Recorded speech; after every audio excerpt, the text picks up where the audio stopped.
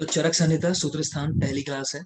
शुरुआत से बिल्कुल देख रहे हैं, ध्यान से देखोगे, बेस बना लोगे। यहाँ पर जितनी चीजें पढ़ाऊंगा इतिहास में, हर चीज जरूरी है ना। चाहे यूजी पॉइंट ऑफ व्यू से कह लो, चाहे पीजी पॉइंट ऑफ व्यू से कह लो, सबके लिए जरूरी है। देखते चलो। सबसे पहले एक पॉइंट लिखा हुआ है, जनरल है कि चरक चिकित्सा 24 मदात्य चिकित्सा प्रकरण में षड त्रिक या अष्ट त्रिक का उल्लेख आया। और स्पेशली एक वर्ड लिखा हुआ है बीच में, मद्यपान से पहले। तो क्या चीज है कि जब आप मद्यपान करने जाते हो, अल्कोहल समझ लो आप उसको साधारण भाषा में अपनी, तो कह रहे हैं कि उसको लेने से पहले आप ये सोच लो कि भाई ये 6 चीजें या 8 चीजें जो है, कहीं इसमें कोई गड़बड़ तो नहीं हो जाएगी मद्यपान करने से। ठीक है ना, क्योंकि मद्यपान करने वाला जो है, कहीं ना कहीं कह रहे हैं 6 या 8 चीजों को खो देता है अगर एक लिमिट से ज्यादा मद्यपान कर लेता है।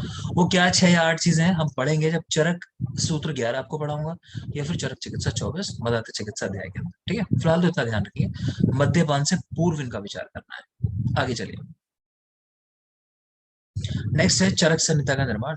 तो बेसिकली 3 स्तर हैं इसके चरक संहिता बनने के। एक तो यह है कि व्यक्ति उपदेश दे रहे हैं और उनके साथ साथ बैठ के इसको तंत्र रूप में इनका स्टूडेंट है वो लिख रहा है। ठीक है, फिर है कि इसके संस्कर्ता या प्रथम संस्कर्ता कह लो, जिनके नाम से चरक संहिता को जाता है, आचार्य चरक। और अगला लेवल जो आता है वो आता है संपूर्णकर्ता का, जो है दृढ़बल। उनका टाइम है 4th सेंचुरी। माइक ऑफ रखो, ध्यान से मेरी बात सुनो।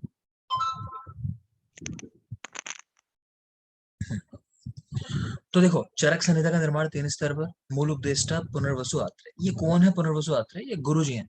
ये खड़े होकर कोई बात कह रहे हैं। ठीक है, इनका टाइम है 1000 ईसा पूर्व। तंत्रकर्ता अग्निवेश, अब इनके स्टूडेंट हैं तो जाहिर सी बात है, अब गुरुजी और स्टूडेंट के टाइम तो सेम ही होगा ना, तो वो खड़े होकर सुना रहे हैं और ये उसको लिखते जा रहे हैं तंत्र के रूप में। इनका टाइम भी सेम ही है, इसलिए 1000 ईसा पूर्व। मन में सवाल होता हो कि सर ये ईसा पूर्व क्या है ना। तो ये क्या होता है, आप जिसको पढ़ते हो बीसी, है ना, ये ईसा पूर्व यानी बीसी, बिफोर क्राइस्ट। तो समय जो है 2 तरह से बांटा गया, एक वो जब ईसा थे और एक वो जब ईसा नहीं थे, है ना। तो जैसे ईसा का जन्म जो है, जो मानते हैं हम उनको ऐसा मान लेते हैं कुछ लोग कि भाई, बहुत क्लियर कट नहीं है वो चीज, लेकिन इस तरह से मान लेते हैं कि पहला साल जो था, मान लो यहाँ से मानते हैं कि फर्स्ट ईयर, है ना, जब ईसा थे वहां से लेके फर्स्ट ईयर, ईयर जीरो कुछ नहीं है कि पहला साल है जब ईसा थे। अब इससे बैक में आप जाते रहोगे तो हम बात कर रहे हैं कि भाई ईसा से 1000 साल पहले, है ना, उनसे मान लो 2000 साल पहले। तो ये वाली बात आती है। और इससे आगे चलोगे तो ये आ जाएगा जिसको आप पढ़ते हो एडी, है ना, कि इनके, अब मैं भूल गया कुछ, एडी का कुछ ना, जो फुल फॉर्म है कुछ एडी डोमिनोज, कुछ ऐसा, कुछ अजीब सा स्पेनिश वर्ड होगा मुझे लगता है। उसका मतलब होता है, खैर, ईसा मसीह के जन्म के बाद। एनो डोमिनी होता है सर। एनो डोमिनी, चलो जो भी है। ठीक है, तो एनो डोमिनी बता रहे हैं, तो उसका मतलब होता है ईसा मसीह के जन्म के बाद का टाइम। ठीक है, तो कंफ्यूज नहीं होना इसमें ज्यादा, जो लिखा हुआ है उसको एज इट इज याद कर लोगे, जो भी लिखा हुआ है यहाँ पे। ठीक है, तो चरक संहिता का निर्माण 3 स्तरों पर हुआ। तो एक तो है मूल उपदेष्टा पुनर्वसु, इनके साथ में तंत्रकर्ता इनके अग्निवेश, दोनों का टाइम एक ही रहेगा क्योंकि गुरु और शिष्य है। 1000 ईसा पूर्व दोनों का टाइम है। आगे आ जाओ, संस्कर्ता या प्रथम संस्कर्ता, ये है आचार्य चरक। 200 ईसा पूर्व इनका टाइम है, 200 ईसा पूर्व। इन्होंने क्या किया कि जो अग्निवेश तंत्र लिखा हुआ था ना, तो उसका संस्करण किया। संस्करण करना क्या होता है, किसी चीज को या तो इजी लैंग्वेज में लिख दो, या फिर जैसे वो लिखी हुई है उसको ज्यादा विस्तार से लिख दो, या उसको संक्षेप में कर दो, है ना। तो सारे काम है एक संस्कर्ता के, चीजों को आसान करना, चीजों को थोड़ा इलेबोरेट करके लिखना, चीजों को थोड़ा शॉर्ट में लिखना। तो ध्यान रखोगे, तो संस्कर्ता या प्रथम संस्कर्ता आचार्य चरक है। इनका टाइम है 200 ईसा पूर्व। फिर आ जाते हैं हमारे संपूर्णकर्ता, जो है आचार्य दृढ़बल। ये क्या चीज है, देखो चरक संहिता समय के साथ क्या हुआ कि धीरे धीरे धीरे धीरे कुछ चीजें यहाँ से मिस हो गई, है ना। कालखंड में कोई चीज आगे बढ़ती है तो कुछ पेजेस मिस हो गए, है ना। आपकी बुक्स हैं, जैसे देखोगे पुरानी बुक्स जो होंगी उनमें काफी सारे पेजेस जो है इधर उधर हो गए होंगे। तो बस वही वाली बात है, तो वो जो पेजेस मिस हो गए थे ना, उनको आगे जोड़ दिया इन दृढ़बल। इसीलिए क्योंकि इन्होंने संपूर्ण किया चरक संहिता का, इनको बोला गया संपूर्ण करता दृढ़बल को। इनका टाइम है 4th सेंचुरी। बाकी इन्होंने भी काफी कुछ ये काम किया कि भाई चलो इसको आसानी से लिख दो, यहाँ थोड़ा सा बड़ा कर दो, इसको थोड़ा छोटा कर दो, वो सारा काम इन्होंने भी किया। तो ये संस्कर्ता भी थे, साथ में संपूर्ण करता भी थे। ठीक है, लेकिन दूसरे संस्कर्ता है या प्रति संस्कर्ता है दूसरे, और संपूर्ण करता तो यही है। तो क्वेश्चन जो आते हैं वो मैं बता रहा हूँ आपको। क्वेश्चन ये पूछेगा आपसे कि चरक संहिता के प्रथम संस्कर्ता थे या प्रति संस्कर्ता थे, कौन थे? तो आचार्य चरक खुद थे, है ना, उन्होंने संस्कार किया अपनी बुक का। ये अग्निवेश की जो तंत्र फॉर्म में लिखी हुई थी। पूछे अगर दूसरे प्रति संस्कर्ता कौन थे, तो वो आचार्य दृढ़बल थे। अगर ये पूछे कि दृढ़बल थे चरक संहिता के संपूर्णकर्ता, प्रति संस्कर्ता, बोध, तो बोध।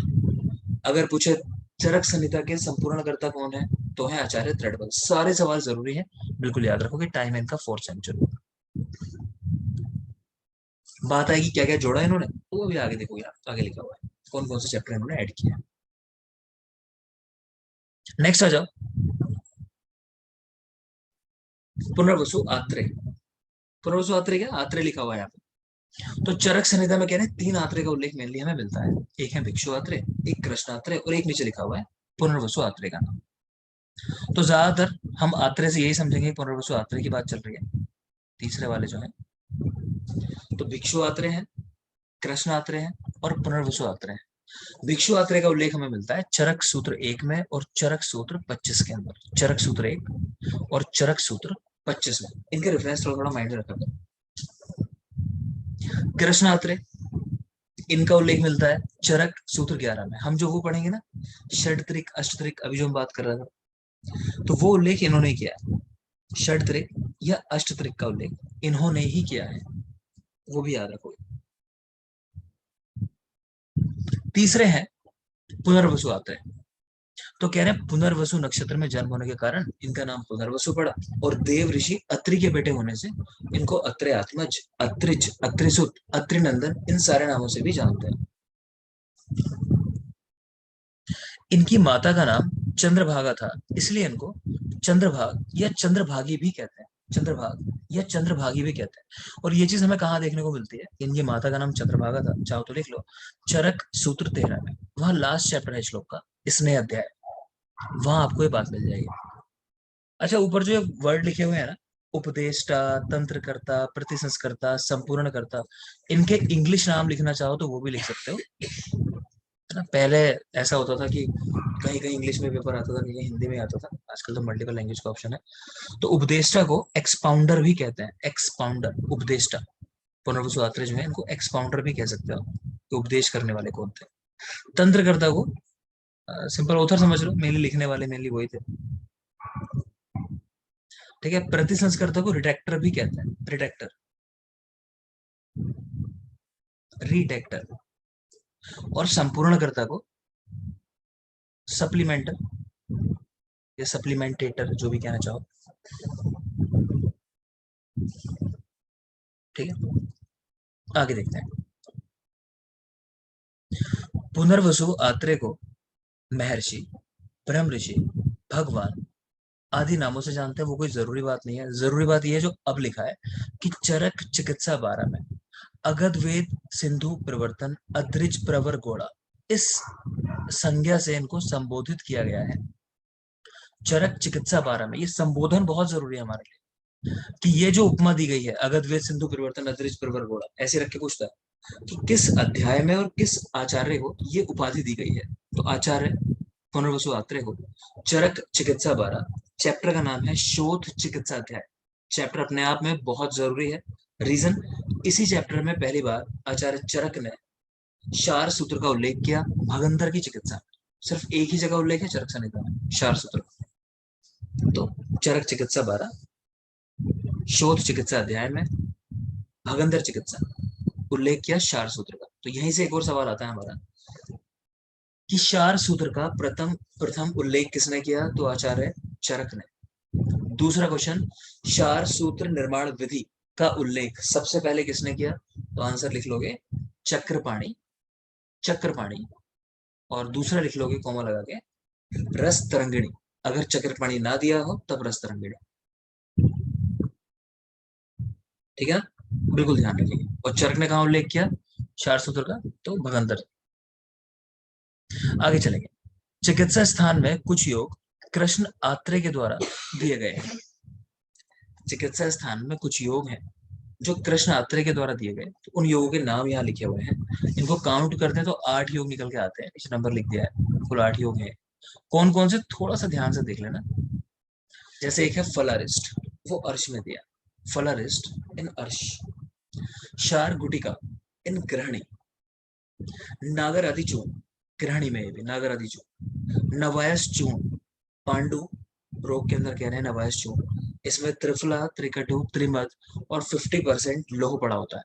त्रिफला, त्रिकटु, त्रिमद और 50% लोह। त्रिफला का मतलब है हरित की, विविध की, आम्ल की। त्रिकटु का मतलब है पिपली, मरीच और शुंठी।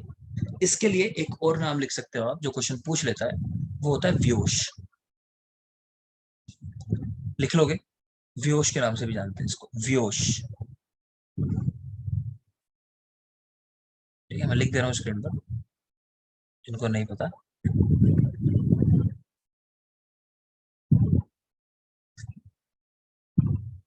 ठीक है, तो व्योश भी कहते हैं इसको, व्योश। तो पिपली, मरिच और शुंठी। और एक पड़ा हुआ है इसके अंदर त्रिमद। त्रिमद के कंटेंट भी लिख लो, लिखो, विडन, मुस्ता और चित्रक। विडन, मुस्ता और चित्रक।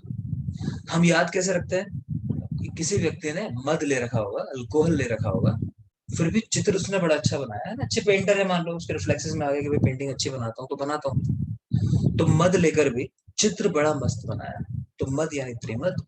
चित्र बड़ा मस्त बनाया तो चित्रक, बड़ा सा विड़ा, और मस्त यानी पुस्तक।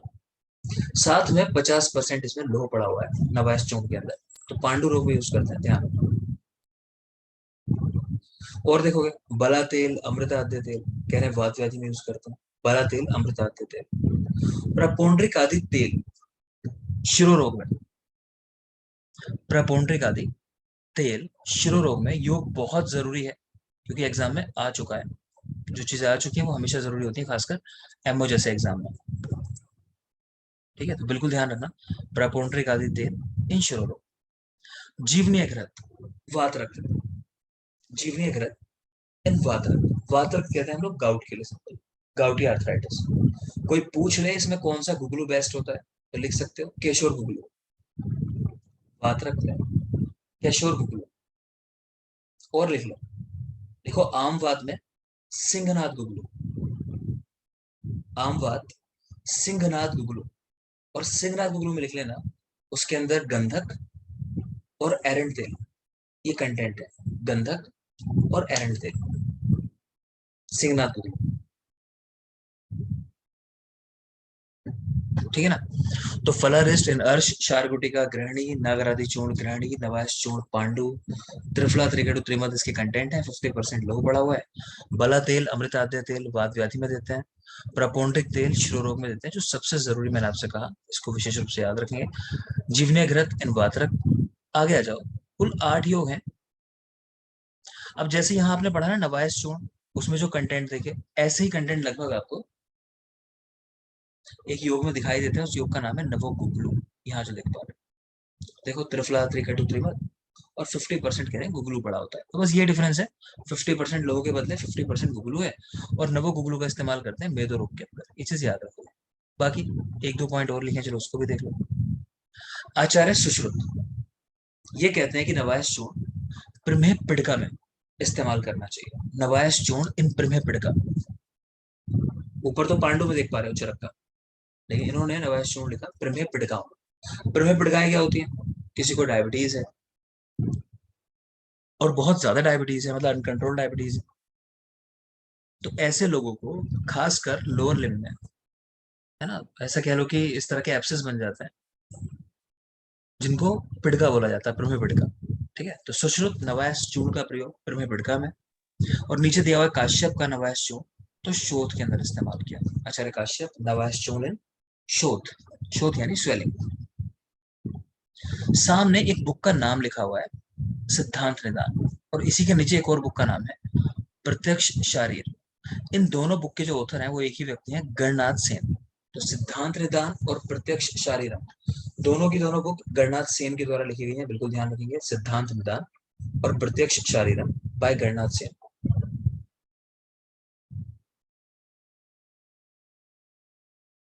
आगे देखोगे, मेदो रोग प्रथम वर्णन बाय वृंद माधव, इसको वृंद माधव कर लो, माधव नहीं वृंद माधव, मेदो रोग का प्रथम वर्णन वृंद माधव।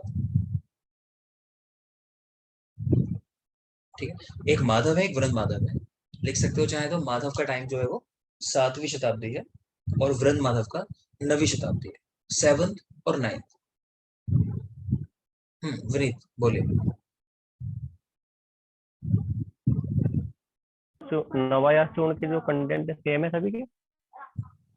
नवायश चूर्ण, हाँ कंटेंट सेम ही है, नवायश चूर्ण नाम ही लिखा है इसमें, नव है ना, 9 चीजें हैं अलग उसके अलावा, मेन जो द्रव्य है हमारा। और दूसरा आपने एक बताया था, प्रतिसंस्कर्ता और संपूर्णकर्ता को क्या क्या बोलते हैं?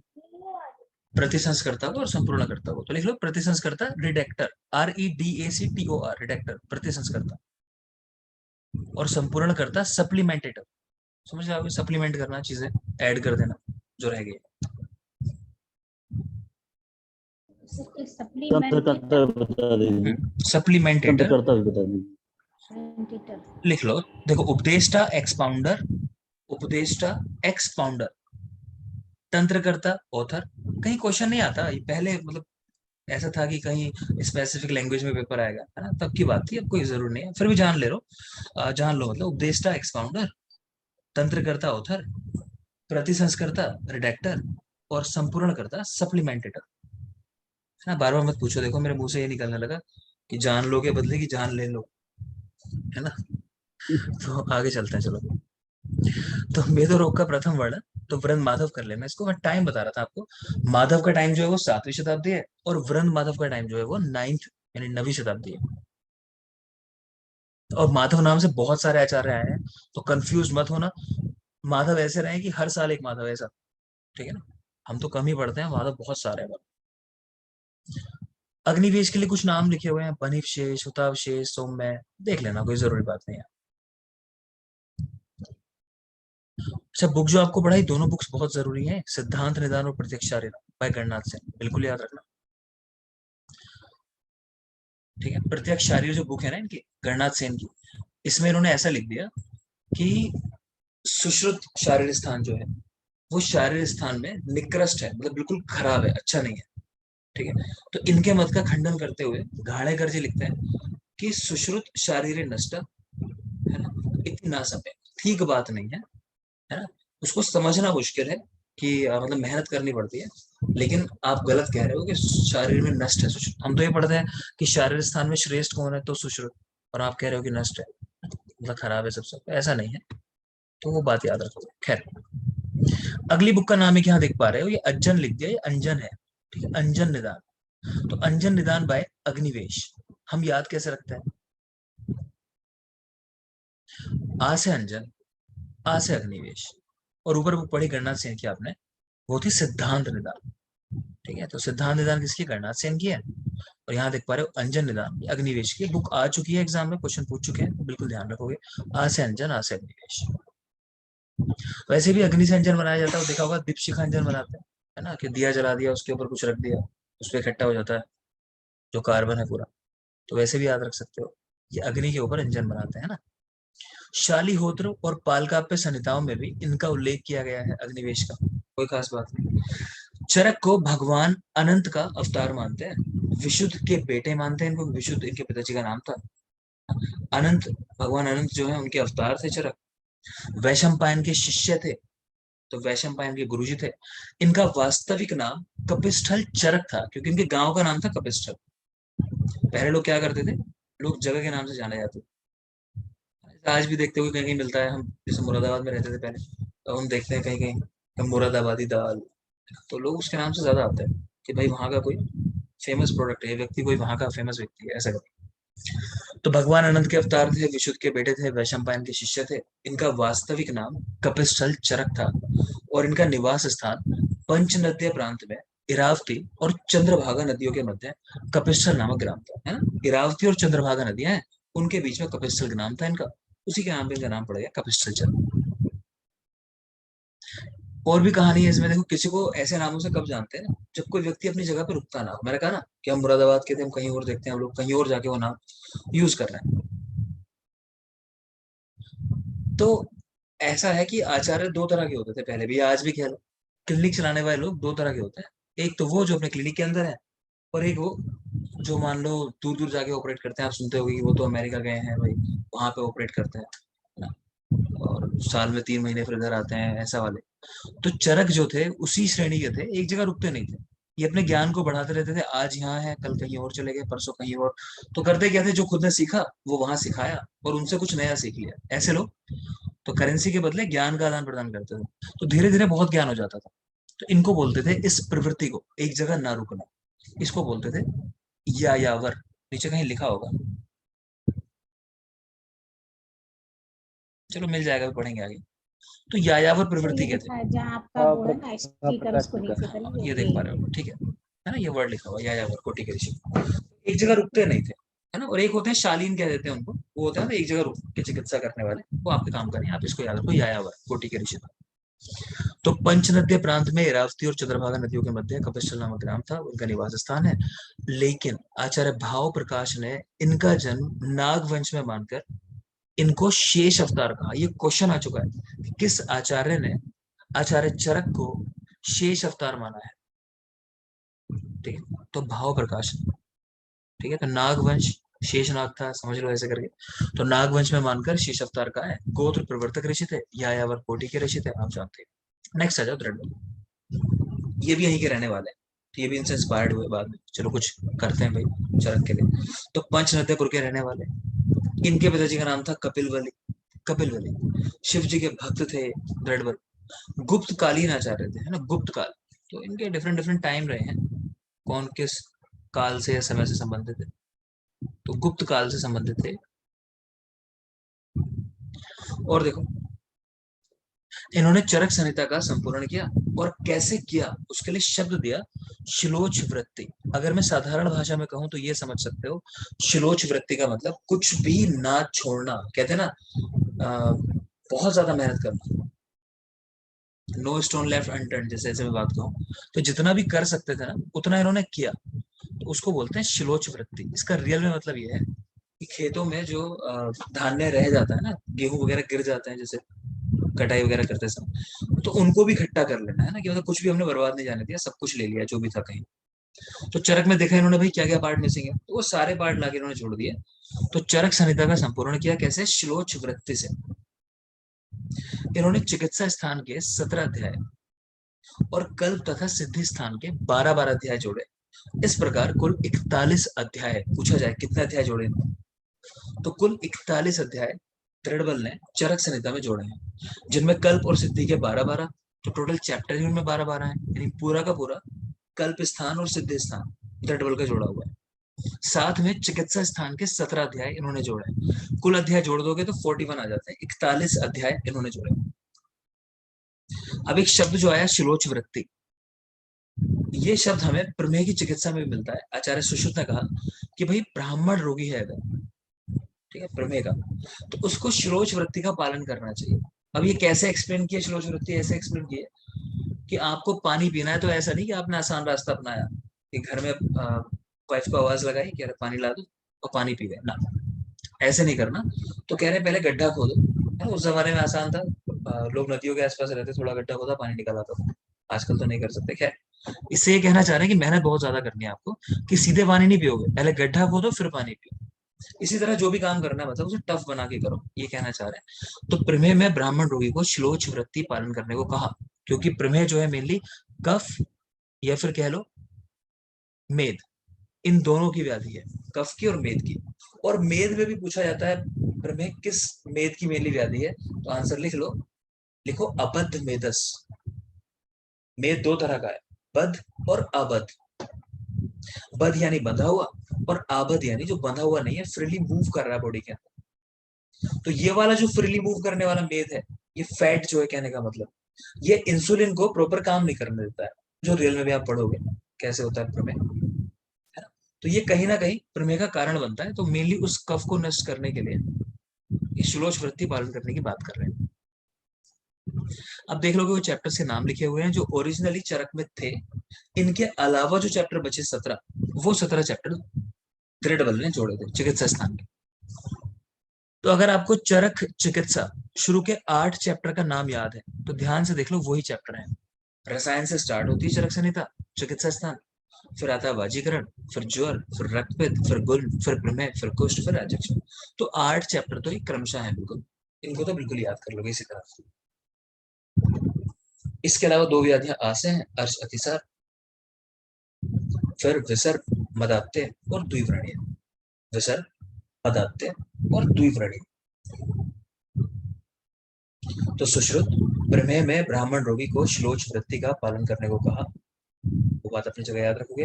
प्लस यहाँ देख पा रहे हो कि चरक चिकित्सा के शुरू के 8 चैप्टर प्लस अर्श अतिसार विसर्ग मदात्य और द्विव्रणीय अध्याय, द्विव्रणीय चिकित्सा अध्याय, ये चैप्टर चरक संहिता में थे ओरिजिनली। इसके अलावा जो 17 अध्याय बचते हैं वो अध्याय जोड़े गए हैं द्रडवल के द्वारा। एक बात,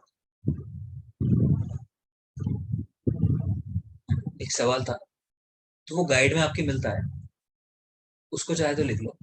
देखो, किस आचार्य ने चरक संहिता में उत्तर तंत्र की अवधारणा दी है या प्रस्तुत की? एक चरक संहिता में, मतलब पार्ट 1 पार्ट 2, पार्ट 2 जो उत्तर तंत्र ऐसा करके किस आचार्य की देन है? तो लिख लोगे शिवदास सेन, शिवदास सेन। सर फिर से बोल दीजिए सर।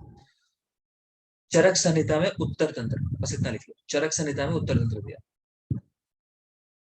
तो आंसर लिखो शिवदास सेन।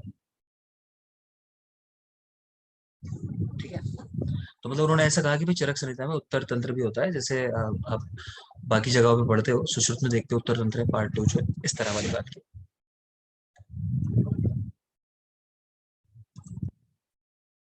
चरक संहिता 8 अध्याय हैं और 8 स्थान है, 120 अध्याय है। ये बेसिक चीज है, आपसे रटने को कहूँ तो कोई सेंस नहीं बनता अभी, मुझे लगता है सबको याद होगा इतना तो बेसिक देख लोगे। सूत्र, निदान, विमान, शारीर, इंद्रिय, चिकित्सा, कल्प स्थान, हमने बात कर ली कि कल्प, और इसके नीचे एक सिद्धि और होगा, अगले पेज पे लिखा हुआ है ये सिद्धि। कल्प और सिद्धि के 12 अध्याय द्रडबल ने जोड़े हैं, और चिकित्सा के हमने देखे 17 अध्याय द्रडबल के जोड़े हुए हैं। बाकी देखोगे सूत्र स्थान हो चाहे चिकित्सा हो, इन दोनों में 30-30 अध्याय हैं। कल्प, सिद्धि और इंद्रिय स्थान, इनमें 12-12 हैं। निदान, विमान, शारीर में 8-8 अध्याय हैं। तो ये कोई खास बात नहीं है, अब इस पे सवाल आते हैं नहीं। याद जो रखना है वो सुन लो, एक क्वेश्चन आता है आपकी गाइड्स के अंदर, आचार्यों ने कितने स्थान और कितने अध्याय की प्रतिज्ञा ली? मतलब ये है कि जनरली आचार्यों ने एक रूल बना लिया कि भाई हम सभी जो अपनी अपनी संहिताएं लिखेंगे, हम क्या करेंगे, उसमें 8 स्थान रखेंगे, है ना, जैसे यहाँ लिखे हैं सूत्र, निदान, विमान, जो भी हो सब अपने 8 स्थान रखेंगे, और टोटल अध्याय जो रखेंगे वो 120 रखेंगे। तो वही चीज है कि चरक संहिता में 8 स्थान और 120 अध्याय है। बाकी सभी आचार्यों ने भी ऐसी ही प्रतिज्ञा की कि हम 8 स्थान और 120 अध्याय रखेंगे। आप याद करना चाहो यहाँ पे तो याद रख सकते हो कि सुश्रुत के अंदर VIS, हम विश करके याद कर लेते हैं, विश, ये तीनों नहीं है, मतलब वी से विमान, आई से इंद्रिय, एस से सिद्धि। कभी क्वेश्चन आया हुआ है कि चरक सुश्रुत संहिता में इनमें से कौन सा नहीं है, तो मान लो एक लिख दिया सूत्र और बाकी विमान, इंद्रिय, सिद्धि, तो इसलिए हम याद कर लेते हैं कि सुश्रुत में है नहीं स्थान, विमान, इंद्रिय और सिद्धि स्थान। चलो आगे और ज्यादा जरूरी पार्ट है,